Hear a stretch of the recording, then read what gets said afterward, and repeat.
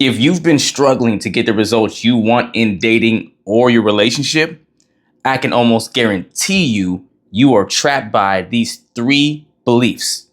And the dangerous part is that they don't feel like beliefs, they feel like facts.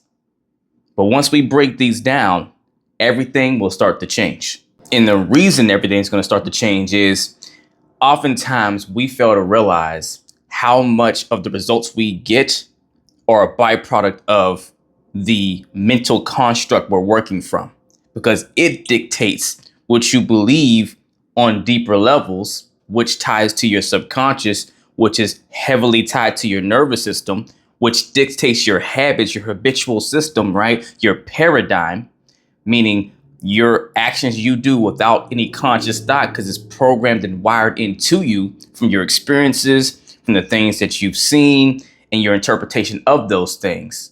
And if you have come to conclusions through those things that don't necessarily serve your goal that you want, then now you'll wind up being attracted to the wrong people. You'll wind up only seeking out what you don't want. You'll wind up always getting into a jaded space and start believing certain things that, don't actually help you get the results you actually want to get on the other end of the spectrum, right? So everything's going to start to change because you start to change after we break these down. And the very first belief that is absolutely ruining your dating or relationship results, right? If you're having ongoing issues in these departments, is the belief that this problem is permanent.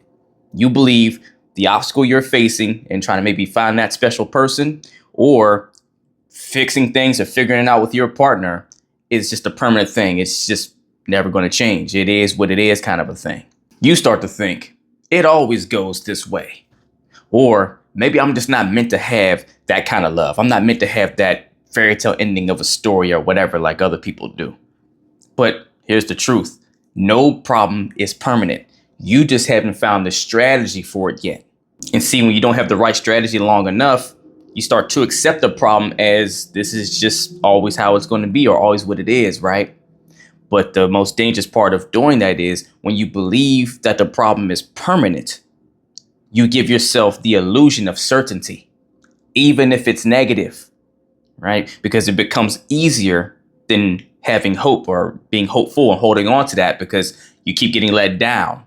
So it's easier to just decide that this is just the way it is, right? But the problem is it becomes a self-fulfilling prophecy, right? See, everything we do, whether it's good for us or bad for us, internally on a subconscious level is in an attempt to benefit ourselves. We do it for ourselves. As crazy as some of the things we do can be, we believe it has beneficial value. Even if it's not a conscious thought that it's beneficial, it's something we feel on the subconscious space, right? So whenever you're dealing with a problem, whatever the endless carousel of dating issues out there, or the issue you can't seem to resolve or the conflict with your partner or what have you, you decide, this is just what it is. And you start anchoring yourself in on that. What you're really doing subconsciously is trying to give your mind a space to rest on and finally have some ease and say, well, hey, maybe I haven't solved the problem, but at least I can rest knowing that this is just what it is, and stop racking my brain and burning energy and hurting my head trying to figure out the solution, right? Because that can be draining. So it gives you a sense of reassurance that, you figured it out. Even if what you figured out is not the answer you want, now. Now you can navigate what you know, right? It's not what you want it to be, but at least you know what you need to do now to navigate the situation, even though it's not what you would like it to be. Because one of our core needs as humans is certainty. We need to have our footing. At the very least, need to know we understand what's going on and we can navigate it. If you're confused the whole time and you don't know, that's a scarier space to be in and live in. So whenever you don't have the answer for long enough, you start to adopt the idea that this is just what it is forever. And when you do that, you're absolutely right then. You're correct. Anything you decide to believe in is true for you. And your subconscious at that point now shifts gears and does whatever it can to guarantee that what you decided that you believe is permanent, is the truth, happens. Because if it doesn't, then now it throws you off again. Now you're like, well, if that wasn't actually true, you start second guessing all these things you've been doing or not doing, or, how much time you've wasted, all the stuff. And that's a scary lane to go down. It feels better to feel sure of something, right? So you'll do yourself the delusion of telling yourself this won't ever change. And you're right, because you decided it won't. So you'll do everything subconsciously to guarantee that it does not. So the reframe I need you to do, if you're in that space of believing your obstacle is permanent, is telling yourself it is not permanent. It's just unsolved. And unsolved doesn't mean unsolvable. That is a huge difference. Then the second belief that's keeping you stuck is you believe the problem is pervasive, right? You start generalizing. My dating life sucks. My whole life sucks all of a sudden now, right? Everything sucks. I always attract the same people. Nothing ever works out.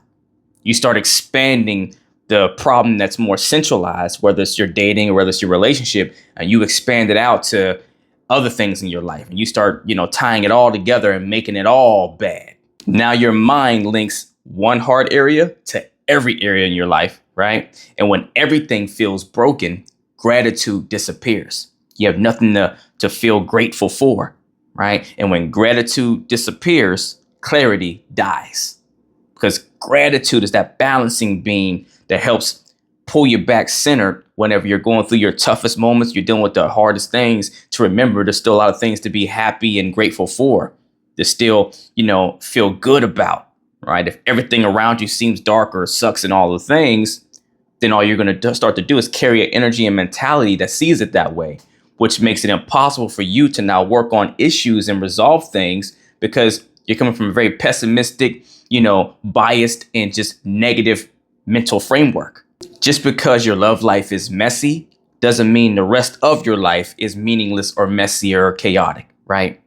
Find the joy in the things that are working in your life if you focus hard enough to figure out or find what those things are, because they're there.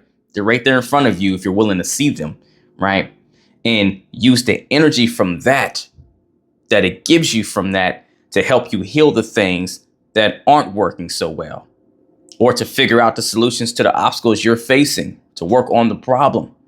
You can't work and fix anything from a broken space, or a broken mental space, at least. It just doesn't work. And the third belief, you believe the problem is personal. I must be the problem. I'm too much. I'm not enough. I'm unlovable.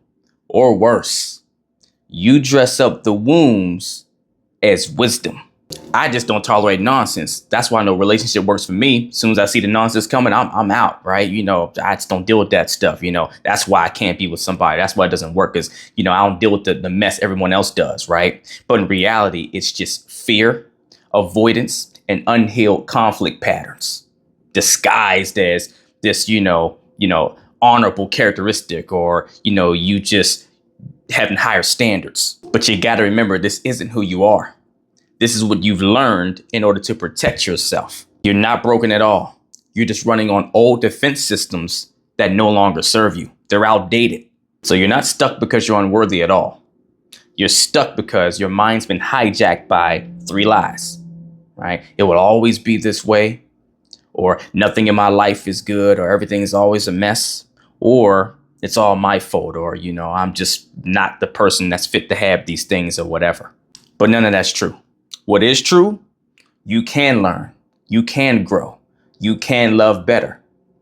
But it only starts when you decide to start believing differently. So if you need help getting out of your own way and breaking the pattern of telling yourself these lies that are self-sabotaging the results you want to get, and building the skill sets and the tools to actually be able to get the results you want to get, and stop believing in something that is chaining you down, that does not have to be your reality, then email or DM me the word coaching and we'll get to work, only if you're truly ready to put the work in actual sessions. If you're not ready for one-on-one coaching, or the time, space, and maybe even the resources, then at least email or DM me the word transformation, and I'll send you the link to my transformation course that'll help you learn the same things I teach my clients one-on-one, at your own pace, on your own time, at a resource level you can afford. Either way, do something to get in the race. Let's get it.